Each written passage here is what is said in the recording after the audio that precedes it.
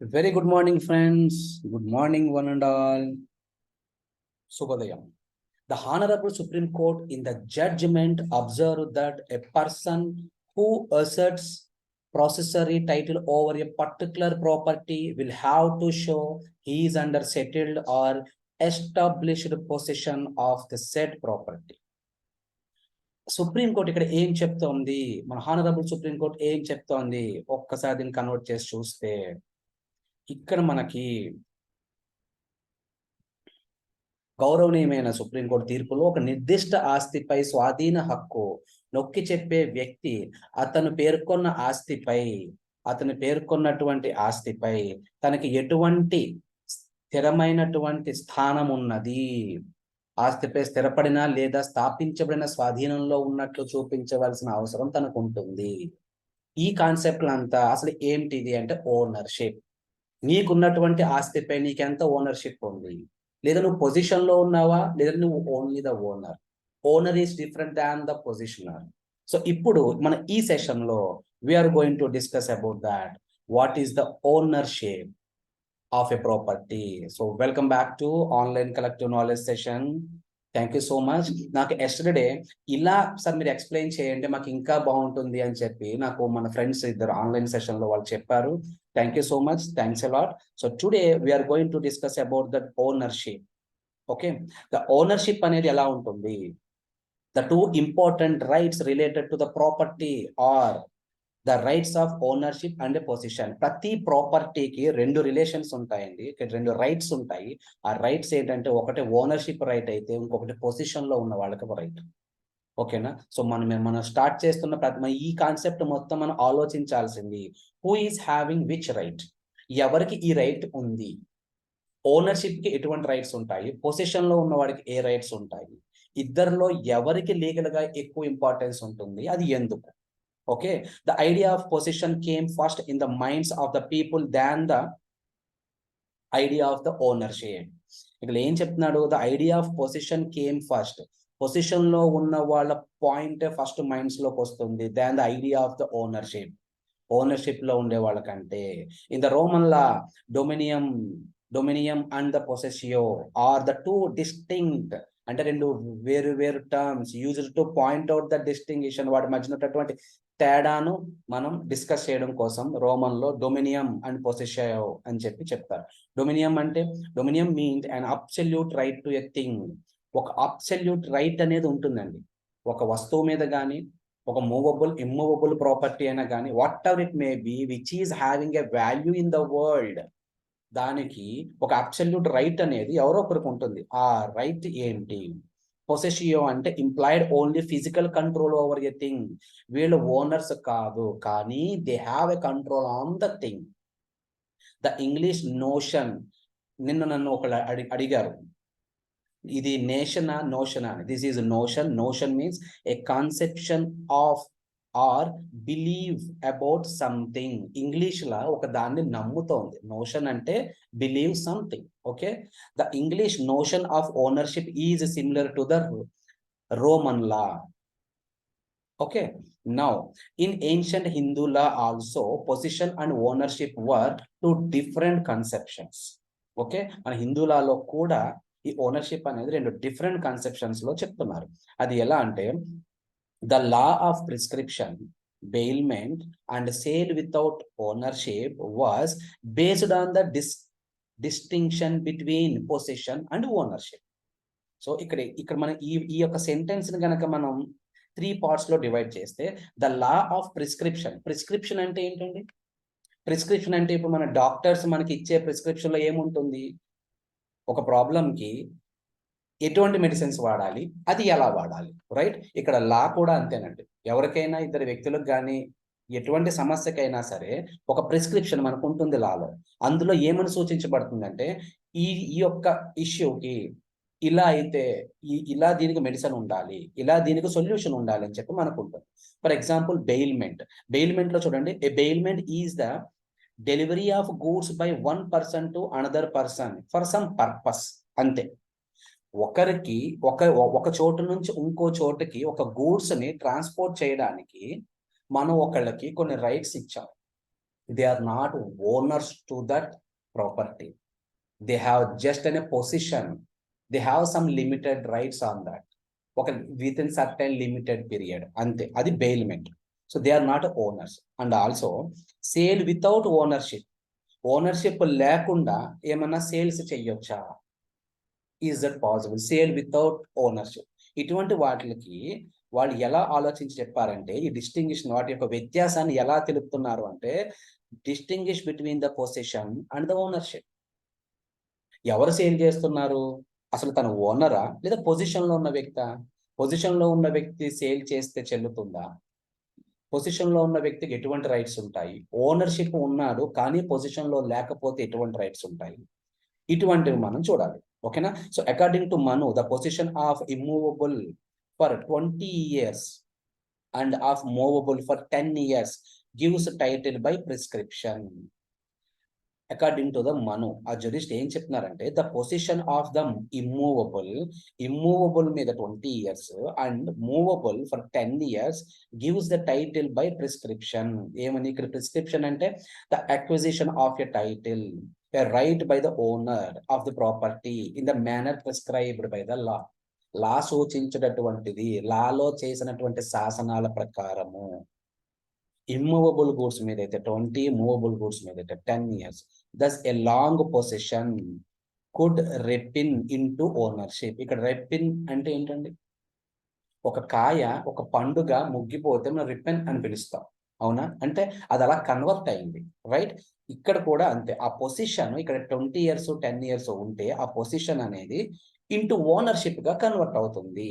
అది అతని యొక్క అభిప్రాయము. ఓకే, నౌ ఓనర్షిప్ లో మనం మాట్లాడుకోవాల్సిన కొన్ని ఇంపార్టెంట్ పాయింట్స్ ఏంటంటే, that has to be control over a property which may be an object, land, real estate, intellectual property or some other kind of any property. A right of ownership is perpetual అంటే నిరంతరమైనది. A right of ownership is a perpetual, అదొక నిరంతరమైనటువంటి right. అది వాళ్ళ మీద వాళ్ళకు ఉన్నటువంటి interest. Okay, so ownership యొక్క రైట్స్ ఒక నిరంతరమైనటువంటి శ్రమ. It is not a life interest are an interest for a term of years. It is lasting interest. So ఇక్కడ మనం మీరు మెయిన్ కాన్సన్ట్రేషన్ చేయాల్సిన పాయింట్ నిరంతరమైనటువంటి ఆ ఓనర్షిప్ ఎప్పుడూ తనకి ఉంటుంది. We're not discussing about the position here, we're discussing completely about the ownership to understand what is ownership, అంతే. Okay, now the term ownership emerged అంటే ఉద్భవించింది. ఎలా వచ్చింది? From the word own, which means to have or hold a thing. ఒక వస్తువుని మనం కలిగి ఉండడానికి అది ఓనర్షిప్. అక్కడి నుంచి ఓన్ అనే వర్డ్ ఉద్భవించింది. కానీ దానికి కొన్ని చాలా మార్పులు చేర్పులు జరిగినాయి. జ్యూరిస్టులు ఎన్నో రకాల అధ్యయనాలు చేసి ఇంకా ఇంకా ఇంకా ఇంకా ఆ యొక్క ఓనర్షిప్ అనే వర్డ్ ని దానికి ఉన్నటువంటి ఇంపార్టెన్స్ ని వెలుగులోకి తీసుకొచ్చారు. One who holds a thing and his own is called the owner and will have to right ownership over it. ఎవరైనా సరే ఒక వస్తువుని కనుక కలిగి ఉంటే దాని మీద తనకి ఓనర్షిప్ వస్తుంది అని చెప్తున్నారు. Therefore the term ownership literally means legitimate. So ownership is literally means legitimate. Okay, న్యాయపరమైనది, శాస్త్ర సమ్మతమైనది. నీకు ఒక ఓనర్షిప్ ఉంది అంటే నీకు అది శాస్త్రపరమైనటువంటి న్యాయపరమైనటువంటి సెక్యూరిటీ ఉన్నట్టే. Okay, a person over a thing on an object having a title. అది నీ పేరు మీద ఉన్నా సరే అది నీ ఓనర్షిప్. అది in the legal sense ownership carries the కనోటేషన్ of right over a thing to the exclusion of all other persons. నీకు కొన్ని స్పెషల్ రైట్స్ ఉంటాయి ఓనర్షిప్ అంటే ఇక్కడ. ఓకే, కనోటేషన్ అంటే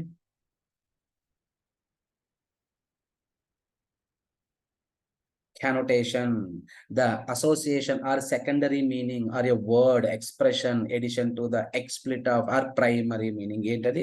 A possible connotation of home is a place of warmth, comfort and affection. అందరికీ ఉండేదానికంటే నీకు కొన్ని affections ఎక్కువ ఉంటాయి దాని మీద. ఓకేనా? Religion has always had a negative కనోటేషన్ for me. ఇది ఒక ఎగ్జాంపుల్ ఇక్కడ. సో నీకంటూ ఒక స్పెషల్ థింగ్స్ దాని మీద ఉంటాయి. Now according to the ancient Indian jurist, ownership is a peculiar, అసాధారణమైనటువంటి ఒక విచిత్రమైనటువంటి kind of relationship between a person and a thing. వీళ్ళు ఏం చెప్తున్నారు, ఓనర్షిప్ అంటే అది ఒక విచిత్రమైనటువంటి పవర్, ఒక అసాధారణమైనటువంటి పవర్ అది. The bundle of rights of a person over a thing gives him the ownership of the thing, and the control exercised by the person over the things makes the thing A property of that person. ఇంత పెద్ద sentence ని చాలా చిన్న point of వ్యూలో చెప్పాలి అంటే, bundle rights of a bundle of rights ఎవరికైతే ఉంటాయో అవన్నీ ఓనర్షిప్స్. ఎవరైతే దాన్ని కంట్రోల్ చేయగలుగుతారో they have the ownership. That's it. Bundle of rights, control exercise by the person, ఇవన్నీ అదే ఏంటంటే ఒక ప్రాపర్టీ ఆఫ్ దట్ పర్సన్, ఇవన్నీ ఓనర్షిప్ లోకే వస్తాయి. ఓకే, సో ఆస్టిన్ దీన్ని ఇంకో ఎస్టేట్ ఆఫ్ లైఫ్ అంటే అది ఒక సొత్తు, అది వాళ్ళది. ఓకేనా, అది ఒక ఆస్తి.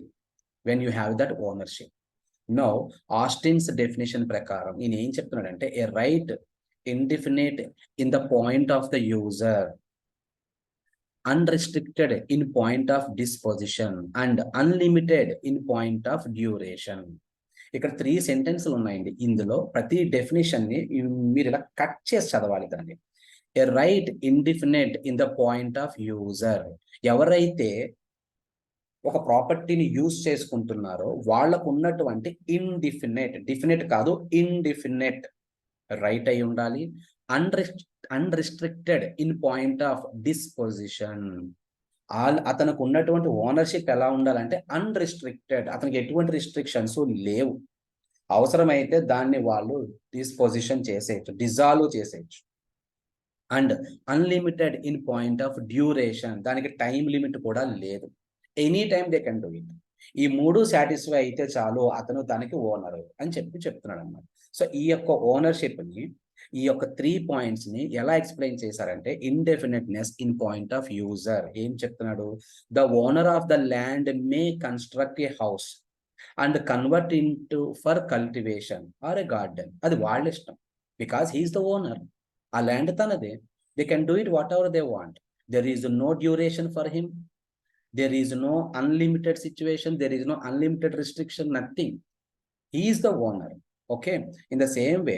కానీ ఇక్కడ లీగల్గా ఒక చిన్న పాయింట్ ఏమొచ్చింది అంటే, ఆ యొక్క అన్లిమిటెడ్ రిస్ట్రిక్షన్స్, ఆ డ్యూరేషను మనం లీగల్గా ఒక agreement between the owner and the third party ప్రకారం దాన్ని మనం కొన్ని రిస్ట్రిక్షన్స్ కూడా చేయొచ్చు. కానీ ఆ పవర్ కూడా ఓనర్కే ఉంటుంది. నువ్వు హౌస్ కట్టుకున్న హౌస్లో నువ్వే ఉంటున్నావు, ఓకే. ఆ ల్యాండ్ నువ్వు కల్టివేషన్కి ఇచ్చి, నువ్వు వేరే వాళ్ళకి నువ్వు కౌలుకి ఇచ్చి, వాళ్ళు దాన్ని దున్నుకుంటున్నారు. సో నువ్వు ఆ రైట్స్ వాళ్ళకి ఇచ్చావు. So you have that rights. నువ్వు ఇలా కూడా చేయొచ్చు. నో పవర్ ఆఫ్ డిస్పోజల్, నీకేమీ వద్దు, యూ కెన్ డిస్పోజ్ ఇట్. కొన్ని అగ్రిమెంట్లు ఉంటాయి, సర్టైన్ పీరియడ్ వరకు దాన్ని మీరు యూటిలైజ్ చేసుకోవచ్చు, తర్వాత మీరు దాన్ని కంప్లీట్గా డిస్ట్రాయ్ చేసేయచ్చు. ఫర్ ఎగ్జాంపుల్, ఎక్స్పైరీ అయిపోయినటువంటి medicines, you can destroy it, you have to destroy it.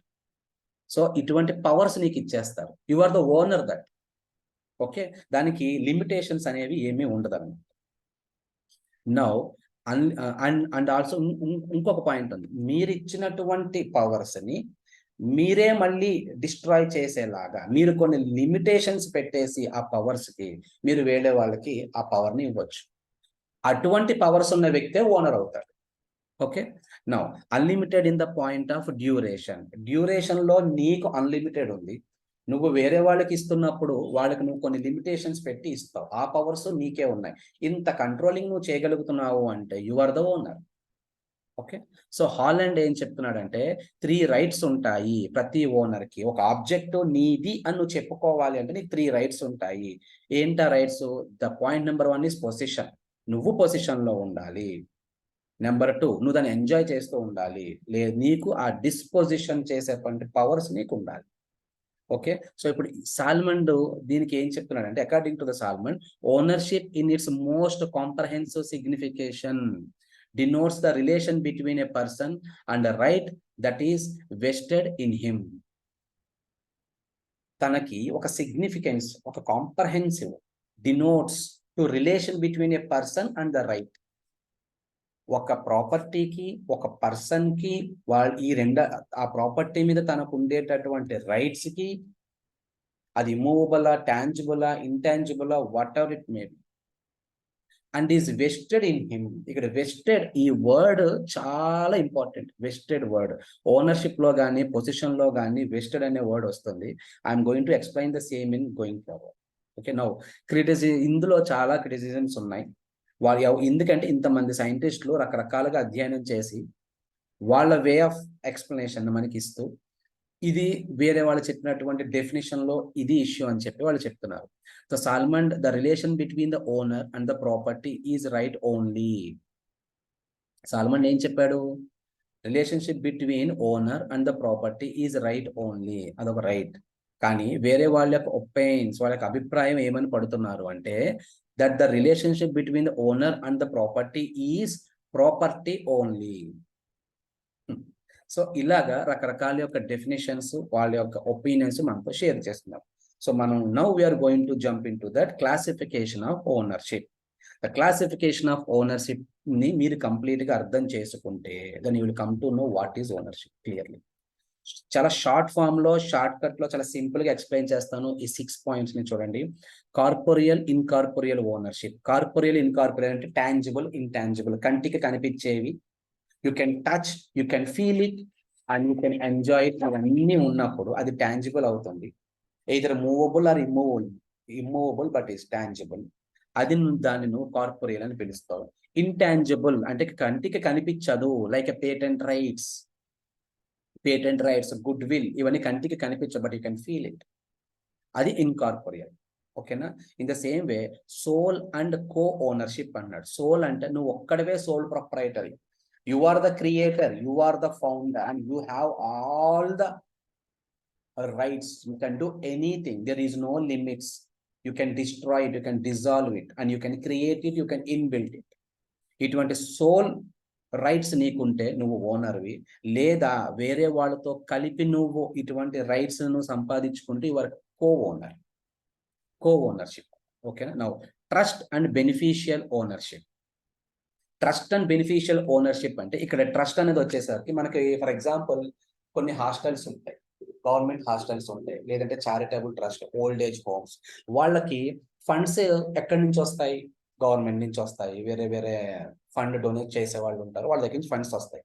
ఈ ఫండ్స్ ని, వాళ్ళకు వస్తున్నటువంటి ఫండ్స్ ని యాక్చువల్ బెనిఫిషియరీ ఎవరు? ఆ ఓల్డ్ ఏజ్ హోమ్ లో ఉండేవాడు, లేదంటే హాస్టల్లో ఉండేటటువంటి విద్యార్థులు. కానీ ఆ ఫండ్స్ మీద కంట్రోలింగ్ మొత్తం ఎవరికి ఉంటుంది?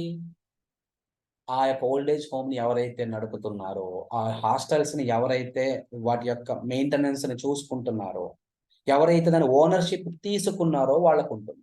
రైట్? సో ఆ ఫండ్స్ మా కోసమే వచ్చాయి, మాకే ఇచ్చేయండి, మేము తీసుకుంటాము అంటే అది కుదరదు. కానీ అది వాళ్ళ కోసమే ఖర్చు పెట్టాలి. That those are beneficiary ownerships. They should not use for their personal, they have to use it for their trust. So వాళ్ళకి అటువంటి ఓనర్స్ ఉంటాయి, ఆ యొక్క beneficial owners and the trust owners. Okay, now in the same way legal and equitable ownership. Legal and equitable ownership వచ్చేసి, legal and equitable ownership is when a debt is verbally assigned by X to Y, X remains the legal owner of it, but Y becomes the equitable owner. ఇక్కడ ఏం అర్థమైంది మనకి? Correct. When a debt is verbally assigned by X to Y, X remains the legal owner of it, but Y become its equitable owner. చెప్పాలి. Yeah. Okay. Now, correct. You are right. ఇక్కడ equitable owner అంటే, equitable owners అంటే X and Y. X వైకి money ఇచ్చాడు, ఆ money మొత్తం ఎక్స్దే, కానీ వైకి ఇచ్చాడు ఆ మనీ. ఎలా ఇచ్చాడు? ఎక్స్ ఎలా అయితే చెప్పాడో అలా యూటిలైజ్ చేయమని వైకి మనీ ఇచ్చాడు. వై దాన్ని అలానే యూటిలైజ్ చేస్తున్నప్పుడు Y is the equitable owner. కానీ ఆ హోల్ మనీకి ఓనర్ ఎవరు యాక్చువల్గా అయితే? X. Got it? This is the one of the legal and equitable point. Now, vested on contingent ownership చాలా ఇంపార్టెంట్ అండి. ఈ ఒక్కటే మనకి విడిగా కూడా మీకు ఎగ్జామ్స్ లో అడగచ్చు. కార్పొరియల్ ఇన్కార్పొరియల్ కూడా మిమ్మల్ని విడిగా ఎగ్జామ్ లో 5 marks కో 2 marks కో అడుగుతారు. In the same way vested and contingent also. Now this vested ownership and contingent ownership అంటే ఏంటంటే, 2 people sharing ownership of a property. If one dies, the other gets the gain of vested ownership of the property. ఒక property ఇద్దరికి ownership ఉంది, ఓకేనా? వాళ్ళిద్దరికి ownership ఉంది. 2 people sharing the ownership. ఇక్కడ ఏమవుతుందంటే, ఎవరైనా ఒకరు చనిపోతే వేరే వాళ్ళకి ఆటోమేటిక్ గా కంప్లీట్ ఓనర్షిప్ వచ్చేస్తారు. కానీ కాంటింజెంట్ ఓనర్షిప్ ఎలా ఉంటుందంటే, X writes his will that he leaves his interest in the house to Y if she is still living in the same house. ఒక హస్బెండ్ ఒక వైఫ్ కి ఒక ఇల్లు రాస్తున్నాడు అనుకుందాం. అది ఎలా అంటే, తను ఎన్ని సంవత్సరాలు అయితే అందులో ఉంటుందో, ఉండాలని అనుకుంటుందో అన్ని సంవత్సరాలు తను ఉండొచ్చు, తనదే ఆ ఇల్లు అప్పటి వరకు. కానీ నేను తను ఉండను అంటే మాత్రం there is no right over there. అది కాంటింజెంట్ ఓనర్షిప్ అని. ఒక రైట్ నీకు ఉంది, కానీ దానికి కొన్ని లిమిటేషన్స్ పెట్టారు. నువ్వు ఉంటేనే ఆ ఓనర్షిప్ నీకు ఉంటుంది. నువ్వు ఉండను, నేను వేరే చోట ఉంటాను కానీ నాకు ఇది కావాలి అంటే ఆ ఓనర్షిప్ నీది కాదు. ఇదే నీకు కాంటింజెంట్ ఓనర్షిప్. ఈ యొక్క 2 పాయింట్ని మనం మళ్ళీ సివిల్ కేసెస్ లో బాగా డిస్కస్ చేద్దాం. Okay, now absolute and limited ownership అన్నారు. ఇక్కడ అబ్సల్యూట్ అండ్ లిమిటెడ్ ఓనర్షిప్ అంటే చాలా ఈజీ కాన్సెప్ట్ ఇది. అబ్సల్యూట్ అంటే వితౌట్ ఎనీ రిస్ట్రిక్షన్స్, లిమిటెడ్ అంటే విత్ రిస్ట్రిక్షన్స్. నీకు ఎటువంటి రిస్ట్రిక్షన్స్ లేవు, then you are the owner. నీకు కొన్ని రిస్ట్రిక్షన్స్ ఉన్నాయి, but also you are the owner. అంటే నువ్వు ఒక టెనెంట్ హౌస్ రెంట్కి తీసుకున్నావు, ఓనర్స్ ఇక్కడ లేరు. సో నువ్వు ఆ హౌస్ రెంట్కి తీసుకున్నావు కాబట్టి, నువ్వు ఉంటున్నావు కాబట్టి, కొన్ని సర్కమ్స్టాన్సెస్ లో you are the owner to the house because you are paying the rent and you are taking about the maintenance everything. Got it? They have some limitations for. Okay, so ఈ విధంగా మనం classifications of ownerships మనం చూడొచ్చు. So ownership అంటే మీకు అర్థమైంది కదండి. Ownership అనేది చాలా easiest and very very simple concept. Position లో ఉండాలి, నువ్వు అది యూజ్ చేసుకుంటూ ఉండాలి, ఎంజాయ్ చేసుకుంటూ ఉండాలి, దాని మీద నీకు ఎక్స్క్లూడ్ రైట్స్ అయి ఉండాలి, ట్రాన్స్ఫర్ చేసేటటువంటి రైట్స్ నీకు ఉండాలి. You can consume it, final you can destroy it. ఈ ఒక్క డయాగ్రామ్ ని కనుక మీరు ఎగ్జామ్ లో ఎక్స్ప్లెయిన్ చేయగలిగితే వాట్ ఈజ్ ఓనర్షిప్ అనేది done. Okay, thank you so much my dear friends for giving this wonderful opportunity. ఇంకా మీకు ఏదైనా డౌట్స్ ఉన్నా సరే, లేదంటే మీకు ఏమైనా క్వశ్చన్స్ ఎక్స్ప్లెయిన్ చేయమంటే సరే, please ping me in my YouTube comments in the below. Thanks a lot. Thank you so much.